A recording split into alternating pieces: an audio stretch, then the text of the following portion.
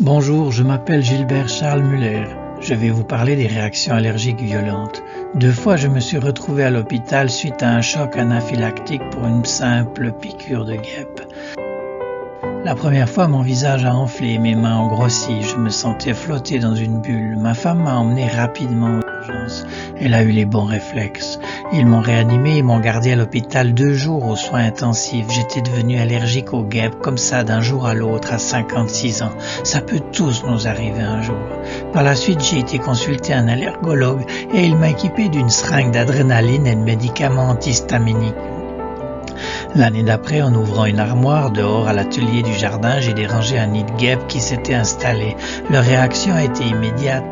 3 guêpes sont venues autour de moi et m'ont piqué au cou et au bras. Je me suis éloigné et finalement j'étais allongé au sol. J'ai sorti ma seringue et je me suis injecté dans la cuisse l'adrénaline.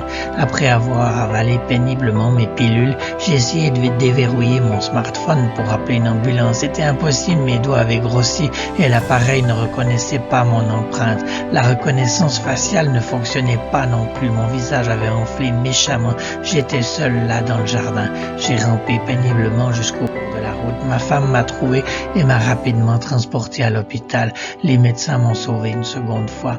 Ma fille qui avait 8 ans à l'époque m'a offert ce dessin en me disant de faire quelque chose, car si mon téléphone ne servait à rien, comment j'allais faire la prochaine fois?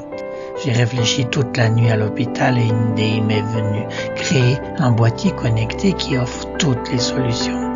En cherchant un peu plus loin, j'ai remarqué qu'il y avait toutes sortes de pochettes pour ranger sa seringue, mais pas de boîtier connecté.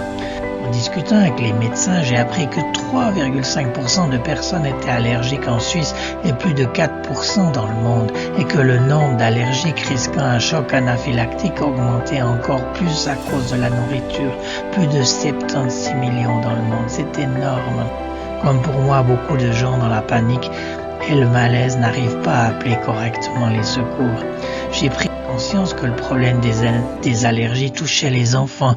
L'allergie alimentaire est la première cause d'anaphylaxie dans les services d'urgence pédiatrique.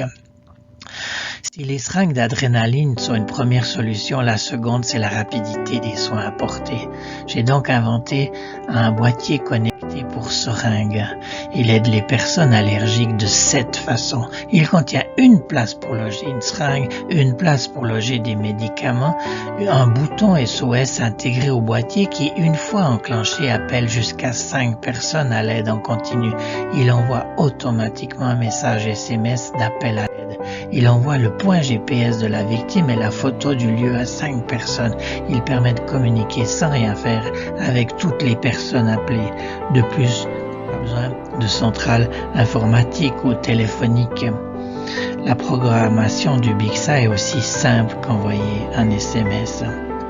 Mon objectif est de sauver des vies en donnant l'occasion aux personnes allergiques d'avoir une chance d'être secourues sans utiliser leur smartphone. Si 1% des 300 000 allergiques se dotent ou se font offrir de ce boîtier, c'est 86 000 personnes qui pourront en profiter en s'offrant la liberté d'être en sécurité.